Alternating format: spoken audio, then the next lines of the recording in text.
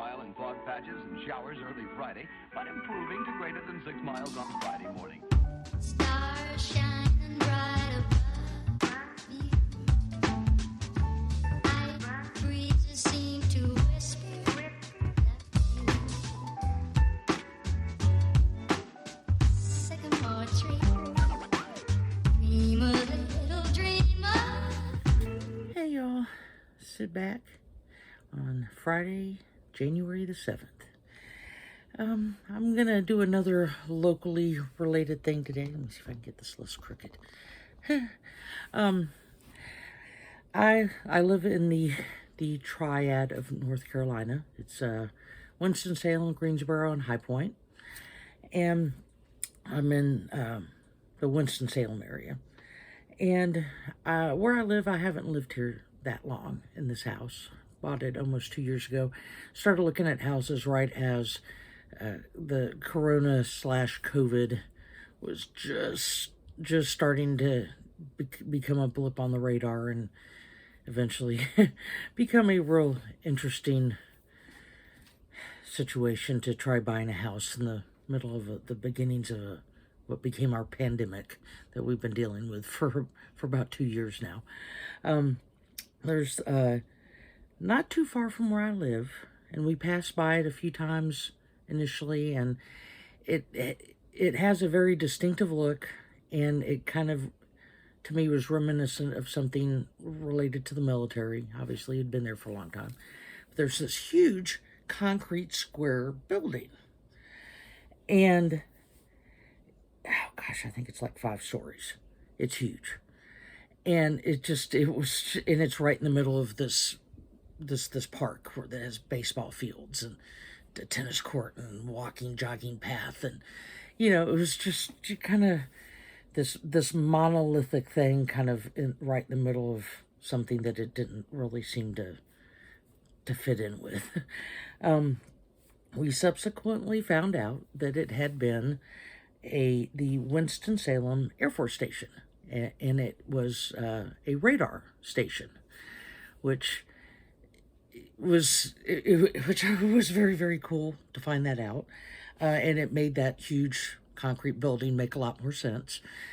And so I've done a little bit of research about it. I kind of figured, being in the area especially, maybe there might have been a little bit more that I could have dug up, because this isn't something that or at least you would not necessarily see as much now. I think maybe more of it, once things are decommissioned, maybe things would kind of tend to, be removed or repurposed, maybe more entirely than what this particular, at least what the building was, the radar building. It is it was part of the Air Defense Command, or ADC. It was established in 1954, but it didn't become operational until December 1st, 1956. As is always the case when it comes to government endeavors, there were things that slowed it down and hitches along the way, that it took them a little while. That's why it took so long after the initial establishment for it to actually become to be commissioned and to be usable. And it was also one of 44 what they call mobile radar stations. The 810th Aircraft Control and Warning Squadron was assigned to the location, and they had assigned to the location with, I'm not very good with the radar kind of stuff. Hopefully, I'm hoping some of y'all or maybe former military might be able to enlighten me a little bit more in ways easier to understand different things with the radars. But I can at least give you what the technical names were for these radars. There initially was opened with an AN/MPS 11 and an AN/FP6A radars. And it initially functioned as a ground control intercept, or GCI, and warning system, warning station. They eventually changed some of the radars over the years to where they used an AN/FPS 24 search and an AN/FPS 26 height finder radars, along with the AN/FPS 6. And as a GCI station, the squadron's role was to guide an interceptor aircraft toward unidentified intruders picked up on units' radar scopes. As I was looking up information about what they did and the things that they had, my mind always went back to the movie War Games, the very beginning of that movie War Games. It's most of y'all, if y'all were old enough to have gone to see that movie when it actually came out, and we're in the still right smack dab in the Cold War stuff that was going on, and the arms race and nuclear arms and all that kind of stuff.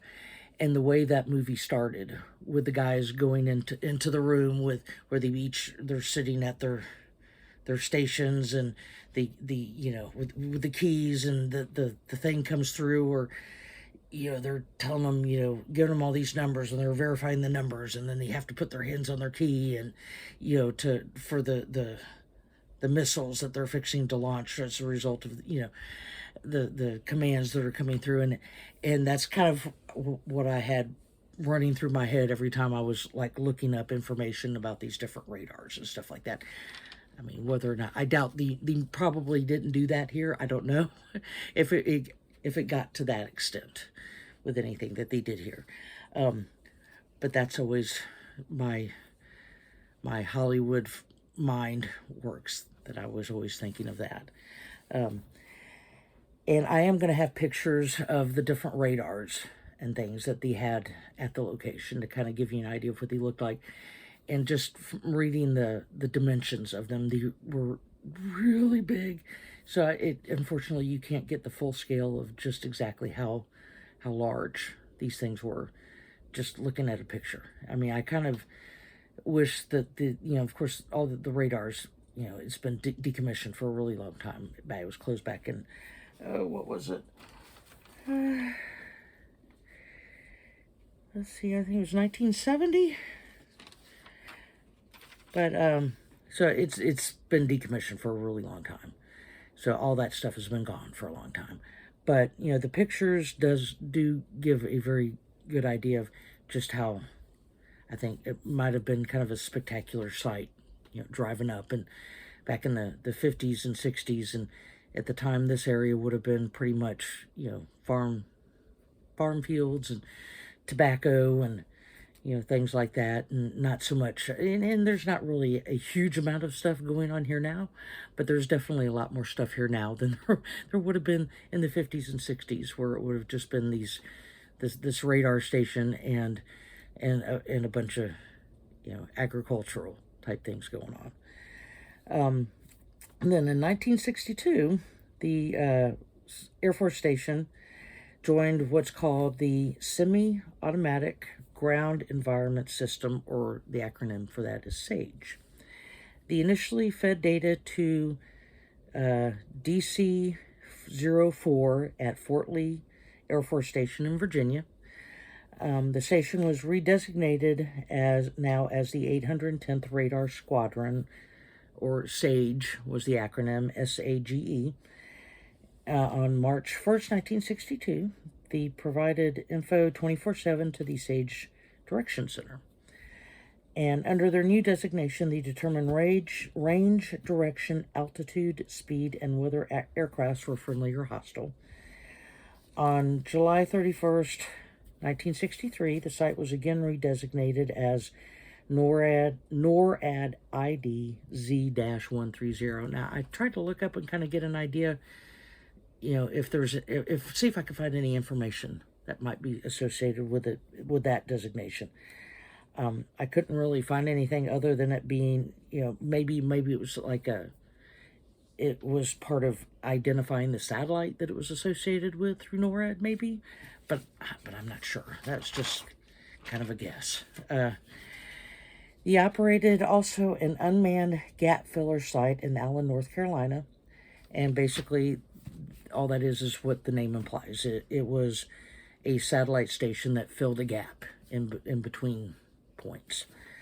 The AN-FPS-6A radar was retired in 1968, and the station was inactivated on July 31st, 1970, was the exact date. Okay, so like I said, I'm going to have some pictures in there, and I'm at the end of my street where I live during the winter once all the leaves are off the trees, and I didn't realize the vantage point from where you're sitting at the end of the street to where the building for the radar was on, this big huge cement building. That basically once all the leaves are gone off the trees, you can actually see it. that's how close it is to where I'm at. I'll have some pictures in there, so if it may have already been at the beginning of the video that these pictures would have been, some of them I'll throw in again at the end so you don't have to go all the way back to the beginning. But I'll have a picture in there where you'll see like a street and then a bunch of trees. You'll see a square shape in there behind the trees, and that is that radar station. That's how big this is, to give you an idea that it might be a mile or two, something like that. It's not very far, but I mean, you can see it from the end of my street when the leaves are off the trees anyway. And let's see here, and also the radar that was on the building, the big one, the AN-FPS 24 radar. It was strong enough. You'd think, okay, we're kind of far inland. I mean, we're about 3.5 hours from the coast. But the radars were strong enough, powerful enough, that they could detect incoming threats off our coastline, but were still far enough inland that they were immune to any enemy attacks. So that was pretty impressive. Because I thought, I guess certain places you would think of being more key kind of locations, I guess, that aren't necessarily completely surprising, or maybe kind of make sense, when you hear about like the missile silos that are in like the Dakotas or, Montana or someplace like that, because, you have so much space and, and not many people. And it makes sense that, now you've got these, enough of an area to put all these huge things in the ground and stuff like that. And and two, also, like I said, this was back in the 50s and 60s, where this particular part of the city was not nearly as built up as it is now. So it would have just been a bunch of, like I said, a bunch of fields with like tobacco and stuff in it. But still, it's it's not quite the, like Montana or the Dakotas would be, as far as, even the population levels now are not very big. You don't have a lot of people there. And let's see, I think that was about it. The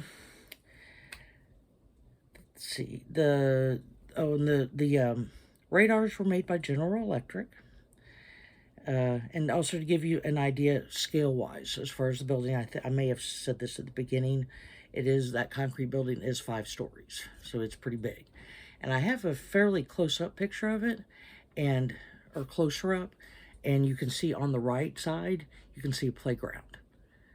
So that'll give you an idea scale-wise. I think we can all mentally understand the scale of a playground and use that to adjust to determine just how big this building is, for context. Let's see, and also there's a place called ARCA. It's a drug and alcohol rehab facility that actually opened on the property about the time that the station was shut down, and is still in operation today. And they still use some of the buildings that were used on the for the station, like the housing. There was officer housing. There was a store that was there. There was a bar. The housing and the store are still there. And most, like I said, most of the buildings that ARCA uses, I believe, or from what I read, were also connected to the Air Force Station when it was here. So, and that's about it. Like I said, I have a bunch of pictures. If anybody that was in the military and has any sort of knowledge about any of this stuff, has any interesting information to add, I'd be really, I'd really love to hear it, just because all of this stuff, it's really interesting to me, but a lot of it is so technical that, and then too, just because it's military, you've got the military jargon and the way it's way things are phrased and stuff like that. If you have any, or especially if you have any stories related to places like this, that would be fantastic. So thank you very much for coming and listening to me today. I appreciate it as always. And if you could throw my video a like, and even better if you could subscribe, that would be awesome. I would really appreciate that a whole lot. And I hope everybody's doing well, and I hope everybody is dealing with whatever crazy weather they've been getting. We've got another front that's been coming through here, through the U.S. and through the eastern seaboard. So I hope everybody's hanging in there and doing good. So far, so good down here in North Carolina. All right. So hopefully I'll have another video up, hopefully by, either Wednesday or Friday of next week, I'm hoping. Like I said, I'm going to try to get kind of to a specific day if I can, but I work 2 jobs, and now I'm doing this also, and then I also sell stuff on eBay, so I've got about a bazillion things going on at any given point in time, and plus, gosh, I'm just tired an awful lot, so I do my best to get the things on there as quickly as I can. So everybody have a great day and a great week, and I will see y'all later. Bye.